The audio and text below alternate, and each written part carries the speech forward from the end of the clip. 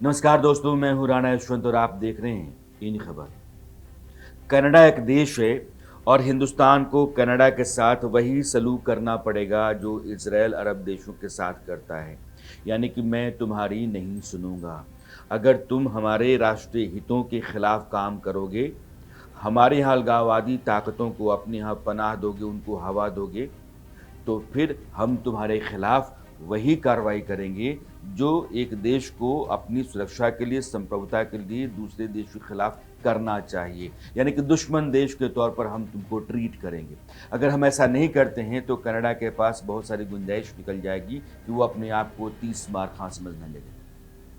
हिंदुस्तान की सरकार ने अपने डिप्लोमैट्स संजय कुमार वर्मा समेत जो हाई कमिश्नर हमारे हैं कनाडा में, उनको वापस बुलाया है और कनाडा एम्बेसी जो हिंदुस्तान के भीतर है, हाई कमीशन जिसको हम कहते हैं, उसके राजनयिकों को बोला है कि आप हिंदुस्तान 19 तारीख तक छोड़ दीजिए।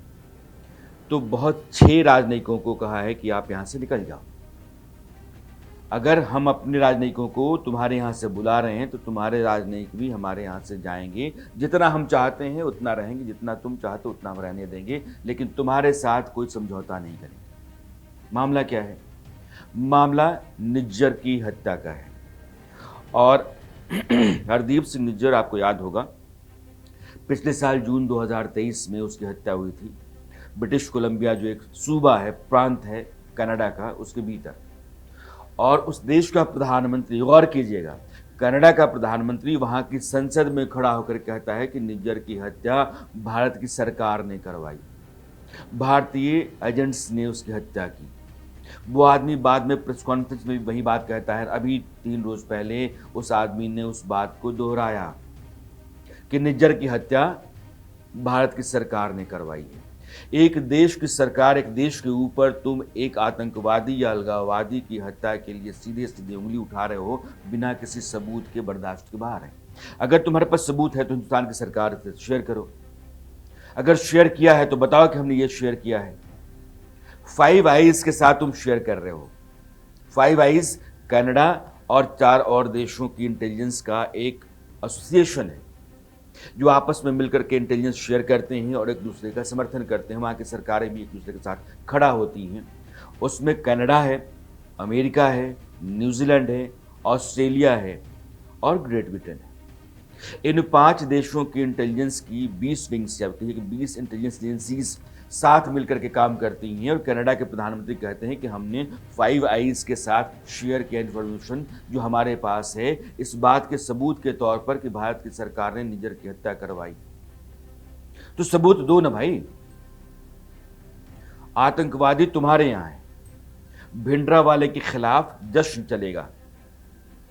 भिंडरावाले कौन है? भारत के सबसे महत्वपूर्ण सूबों में से एक पंजाब को अलग करने के लिए जो आदमी यहाँ खून खराबा करता रहा, जिसको ख़त्म करने के लिए ब्लू स्टार ऑपरेशन भारत की सरकार को ऑन करना पड़ा, उस भिंडरावाले की शान शौकत के लिए वहाँ जश्न मनाया जाता है। और भारत की सरकार एतराज़ करती है तो तुम कहते हो कि हम कुछ नहीं कर सकते। तलविंदर सिंह परमार, बड़ा आतंकवादी, और इंडियन एयरलाइंस का विमान जो कनाडा से आते समय क्रैश कर गया था, जिसमें 319 लोग मारे गए थे भारतीय, उसका सबसे बड़ा गुनहगार तलविंदर सिंह परमार। उसके लिए वहां जश्न मनाया जाता है। उसके दिन जो होते हैं, उस दिन बड़ा जमघट लगता है। भारत की सरकार बार बार एतराज़ करती है कि तुम्हारे यहाँ अलगाववादी, आतंकवादी ताकतें जो हिंदुस्तान की हैं, जो घोषित आतंकवादी हमारे हैं, पनाह लिए बैठे हुए हैं और तुम उन लोगों को अपने संरक्षण देते हो, जानते हुए भी कि ये भारत विरोधी ताकतें हैं और ये भारत के खिलाफ साजिश करते रहते हैं। फिर हम तुम्हारे साथ कैसे दोस्ताना संबंध रखें? कनाडा को समझना चाहिए कि हिंदुस्तान अगर अपना रास्ता रोकता है तो फिर कनाडा के लिए बहुत मुश्किल होगी। कनाडा के विदेश मंत्री कहते हैं कि हम भारत के खिलाफ आर्थिक प्रतिबंध और दूसरे प्रतिबंधों के बारे में विचार कर रहे हैं। अरे तुम क्या विचार कर रहे हो? तुम्हारी हैसियत क्या है? हिंदुस्तान आज की तारीख में दुनिया के ताकतवर देशों में से एक है, टॉप 5 इकॉनमी में से एक है। हमारे पास दुनिया का सबसे बड़ा बाजार है।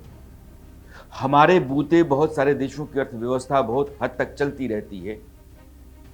कनाडा 1.25 लाख भारतीय छात्र कनाडा में पढ़ रहे हैं, मोटी रकम देते हैं कनाडा में अलग अलग विश्वविद्यालयों को पढ़ाई के नाम पर। अगर हमने अपने बच्चों को रोक लिया जाने से, तो सोचो, हमने उन तमाम लोगों को जो ओवरसीज इंडियन सिटीजन कहे जाते हैं, उनका वो सिटीजनशिप रोक दिया तो मुसीबत हो जाएगी। जो ट्रेड है उसमें हिंदुस्तान से कनाडा ज़्यादा सामान जाता है, कनाडा से हिंदुस्तान कम आता है।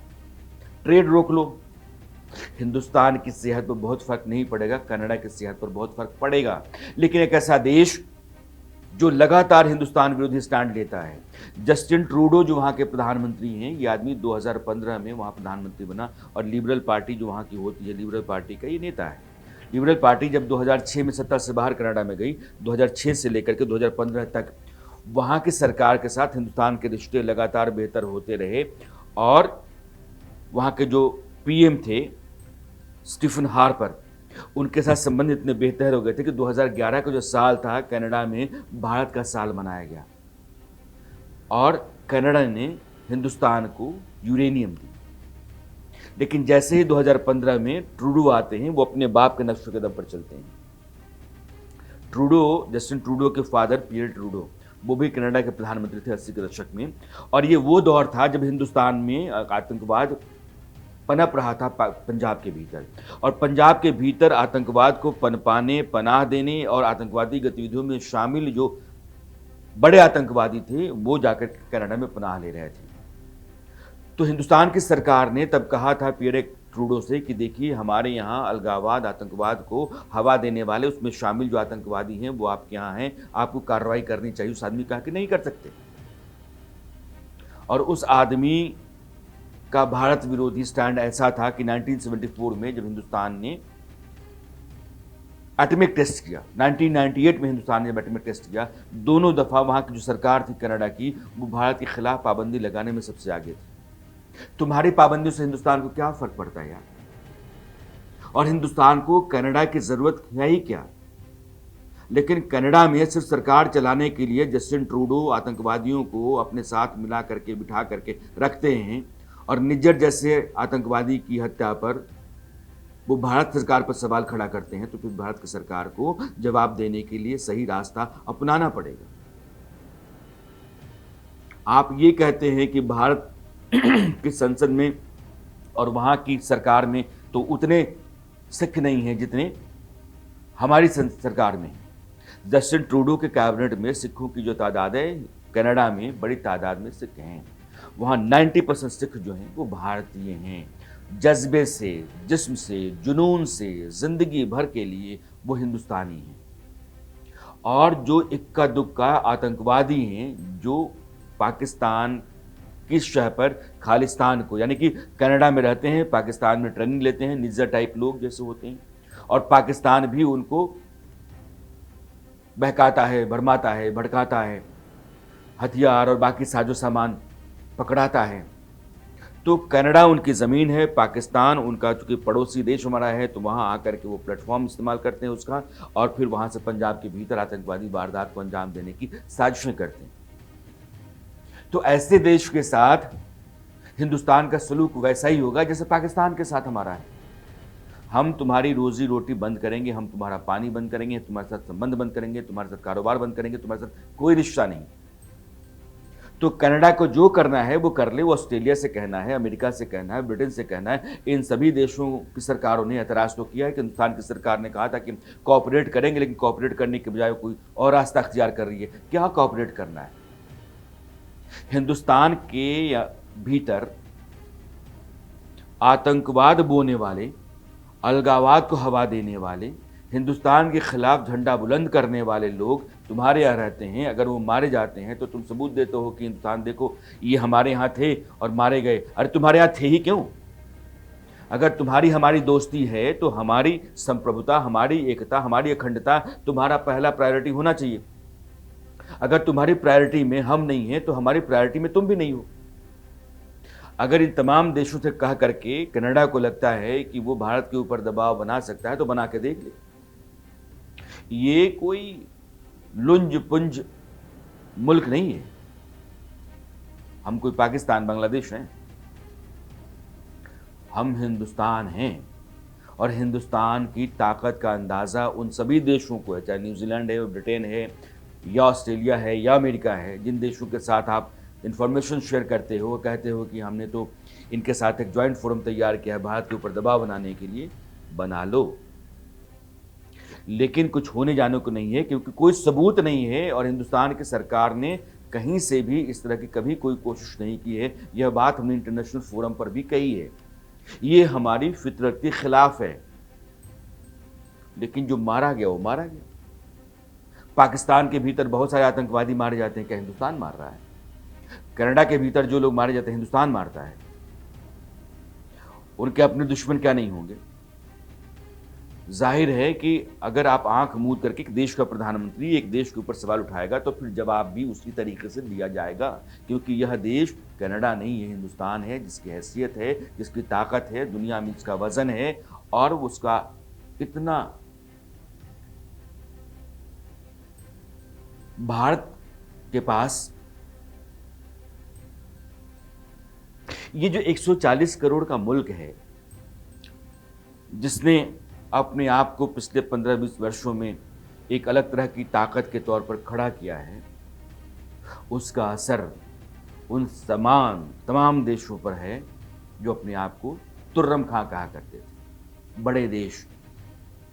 इसलिए कनाडा के प्रधानमंत्री जो कुछ भी कह रहे हैं, ना तो एक प्रधानमंत्री की हैसियत से यह बात उनको शोभा देती है और ना ही कनाडा के भीतर भारत विरोधी ताकतों को अपने साथ खड़ा करके उनको पनाह दे करके वो कोई बेहतर काम कर रहे हैं। हिंदुस्तान बार बार सवाल करता है, आप क्या कर रहे हैं? 15 साल से आप 2015 में आए, 10 साल हो गए, फिर चुनाव होने 2025 में। 2025 का चुनाव जीतने के लिए जस्टिन ट्रूडो ने हिंदुस्तान के खिलाफ जो रवैया अपनाया है, अख्तियार किया है, वो उनके लिए महंगा पड़ेगा। ये बात लिख करके उनको रखना चाहिए।